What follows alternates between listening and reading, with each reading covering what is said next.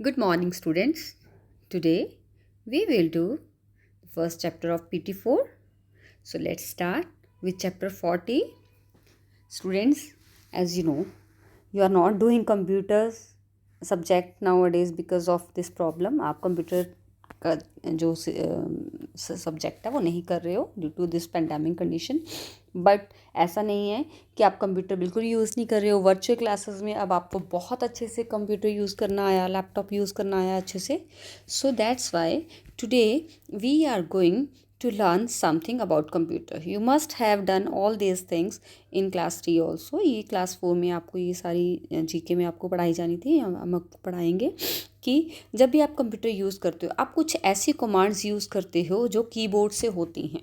Okay और keyboard से कौन कौन सी कीज़ प्रेस करने से कौन सी कमांड होती है, ठीक है, वो हम इस मतलब रीड करेंगे. सो आजकल जो यंग बच्चे हैं बहुत ही मतलब क्यूरियस हैं कंप्यूटर यूज़ करने के लिए. ऐसी कमांड्स हमको आनी चाहिए, हमें इनकी नॉलेज होनी चाहिए इन कमांड्स की. तो चलिए let's start with the first one. Control plus S. आप कंट्रोल की होती है कीबोर्ड पे, उसको प्रेस करेंगे और उसके साथ ही एस को प्रेस करेंगे तो क्या होगा, आपकी कोई भी फाइल है, कोई भी आपका मटेरियल है वो सेव हो जाएगा. तो उसको हम सेव करने के लिए ये दोनों कीज़ यूज़ करते हैं, एक साथ प्रेस करते हैं टू सेव सम फाइल. जो भी आप फाइल बनाते हो, वर्ड पे कुछ लिखते हो, उसको सेव करने के लिए. ओके और कंट्रोल सी यूज़ होता है कॉपी करने के लिए, to copy something. Then control x, again control को प्रेस करके एक्स को साथ में प्रेस करिए टू कट. कोई भी चीज़ आपने कट करनी है कंप्यूटर पे तो कंट्रोल एक्स यूज़ होता है. Control v to paste. Control v जो है वो पेस्टिंग के लिए यूज़ होता है. जैसे आपको गूगल फॉर्म जब मैम सेंड करते हैं, आप बोलते हो कि मैम सेंड इट अगेन, तो मैम क्या करते हैं, कंट्रोल वी प्रेस कर देते हैं. कर्सर को वहाँ ले जाके, ब्लैंक पे ले जाके, जहाँ पे मैम ने लिखना होता है वहाँ पे ले जाके मैम कर्सर को वहाँ लाते हैं और कंट्रोल वी कर देते हैं. वो ऑटोमेटिकली वहाँ पे पेस्ट हो जाता है लिंक. कंट्रोल बी किसी भी टेक्स्ट को, जो भी कुछ लिखा होता है उसको बोल्ड करने के लिए, ठीक है, उसका टेक्स्ट बोल्ड करने के लिए हम कंट्रोल भी यूज़ करते हैं.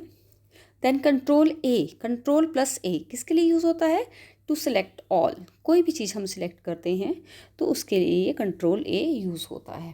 देन कंट्रोल पी कोई भी चीज़ हम प्रिंट करते हैं, आपके बच्चों के घर पे प्रिंटर होगा तो आप यू मस्ट हैव सीन कि आपके पेरेंट्स जो आप कैसे उसको प्रिंट करते हो, कंट्रोल प्लस पी करके हम उसको प्रिंट करते हैं, कोई भी हमारा डॉक्यूमेंट होता है. कंट्रोल कोई भी हमने फाइल ओपन करनी है तो हम कौन सी कमांड देते हैं, control plus O. So students, all these are commands which should be known to by you. Okay which should be known to you, should be learn by you. Okay so next है हमारी computer related abbreviation है. Abbreviation पता क्या होता है, बहुत मतलब कि वर्ड्स की शॉर्ट फॉर्म होती है, उसको हम बोलते हैं abbreviation. Okay so let's see. First word जो है वो है ISP. What is the full form of ISP, internet service provider. मतलब जो हमें इंटरनेट सर्विस प्रोवाइड करते हैं, जैसे आइडिया है, BSNL है. हम पूछते हैं ना कौन सा इंटरनेट है, एयरटेल का इंटरनेट है कि आइडिया का है, BSNL का है. So all these are internet service provider जो हमारे घर इंटरनेट लगाते हैं. ओके देन URL मतलब यूनिफॉर्म रिसोर्स लोकेटर. हिंदी में अगर इसको बोला जाए तो दूसरी भाषा में इसको बोला जाए तो एड्रेस. किसी भी चीज़ का हमें कोई भी फाइल लोकेट करनी है तो हम क्या करते हैं, URL ओपन करते हैं. जैसे आप रिज़ल्ट ओपन करते हो तो एड्रेस आप टाइप करते हो ना, that is URL. DBMS, database management system. ऐसा सिस्टम हमारे कंप्यूटर पे या हमारे लैपटॉप पे जो हमारा सारा डाटा स्टोर करता है, कुछ भी हम लिखते हैं उस पर स्टोर होता है, कुछ भी हम वहाँ से ले सकते हैं, that is DBMS. Then CD compact disc. Nowadays बच्चे CD यूज़ नहीं होती हैं, ठीक है. Some years before CDs use होती थी, अब तो USB यूज़ होती हैं, जिसको हम वी कॉल इट, जिसको हम जो बोलते हैं उसको पेन ड्राइव बोलते हैं जिसको. So compact disk are no more of use now. Okay so student, this was all about computers. So next chapter we are going to do is disasters. मतलब जो कुदरत की जो कुदरत के जो प्रकोप जिसको हम बोल सकते हैं, जो नेचुरल क्लामिटी होती हैं, जो कई ऐसी नेचुरल चीज़ों की वजह से हानि होती है नेचर की, लोगों की, प्रॉपर्टी की, लाइफ की, ठीक है, उसको हम बोलते हैं डिज़ास्टर्स। ओके, सो मतलब कि यहाँ पे पिक्चर्स दी हैं और उनके बारे में बताया है कि कैसे डिज़ास्टर्स होते हैं। See number 1 pic. Okay, number 1 pic it's very visible कि ये फ्लड की पिक्चर है। So it is an overflow of water that submerges land. Submerges मतलब डुबो देना, धरती को, अब लैंड को अपने अंदर डुबो देता है, लैंड को पूरा डुबो देता है, that is called flood. At number 2, these are nature's most violent storms. बहुत ही भयानक स्टॉर्म्स, बहुत ही भयानक तूफान जिसको हम बोलते हैं, यह है टॉर्नेडो। आपने बहुत सारी वीडियोस भी देखी होंगी, कई बार हम न्यूज़ में भी सुनते हैं कि अमेरिका में टॉर्नेडो आया, लाइक दिस डिफरेंट कंट्रीज़ में बर्फीला तूफान, बहुत ही भयानक तूफान tornado. Then number 3, it is a series of water waves caused by the displacement of large volume of water from water bodies, typically an ocean. Tsunami. Tsunami means ocean में जब बहुत ही ओशियन में जब अर्थ की धरती हिलती है तो ओशियन का जो सारा पानी है बहुत ही दूर जाता है, बहुत ही ऊंचाई से बहुत ही दूर जाता है और बहुत सारी लाइफ प्रॉपर्टी को, लाइफ्स को नुकसान करता है। सो ये नेचुरल डिज़ास्टर है जिसको हम सुनामी बोलते हैं। आपने न्यूज़ में भी सुना होगा कि उड़ीसा में सुनामी आया, जहाँ हम अंडमान निकोबार, जहाँ किसी ऐसे एरिया में जो ओशियन एरियाज़ होते हैं, सी कोस्ट होते हैं, वहाँ पे ये ऐसे डिज़ास्टर्स आते हैं। नंबर 4 है, it is a gravitational movement of mass of rock and earth. Rocks का मूव करना, जहाँ अर्थ के कुछ हिस्सों का मूव कर जाना, द अर्थ, उसको हम बोलते हैं लैंडस्लाइड्स। रिसेंटली हमने देखा था उत्तराखंड में कि उत्तरांचल में, आई एम नॉट श्योर, कि वहाँ पे लैंडस्लाइड हुआ, ठीक है, और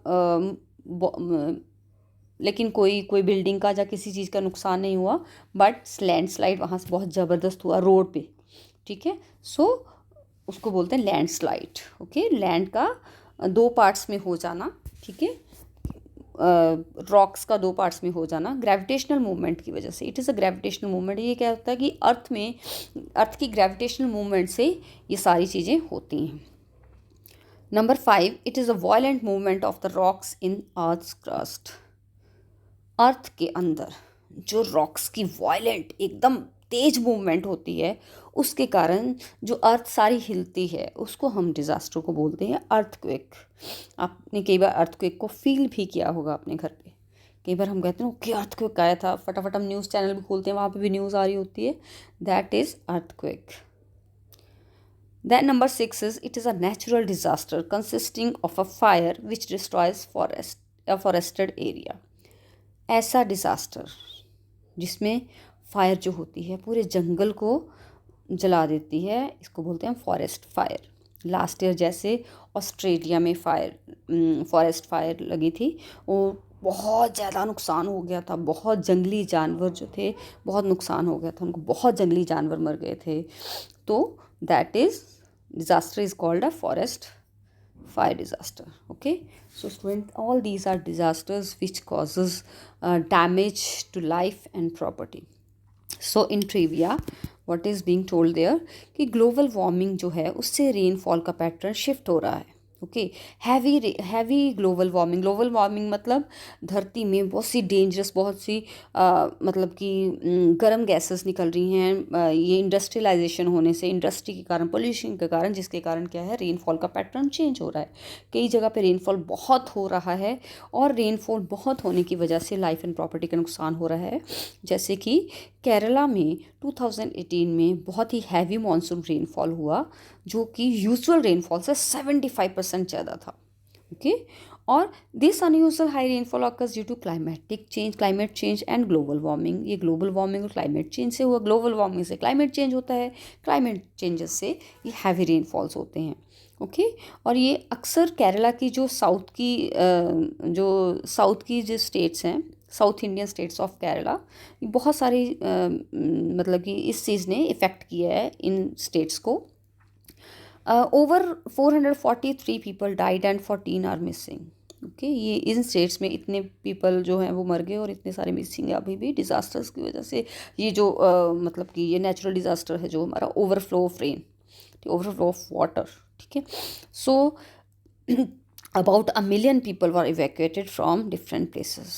इवैक्यूएटेड मतलब बचा के, जब हम नेचुरल डिज़ास्टर होते हैं तो लोगों को बचाया जाता है, उनको सेफ प्लेस पे रखा जाता है, उस वर्ड को हम बोलते हैं इवैक्यूएटेड, ठीक है। डिफरेंट डिफरेंट जगह से लोगों को बचाया गया और सेफ प्लेस पे ले जाया गया।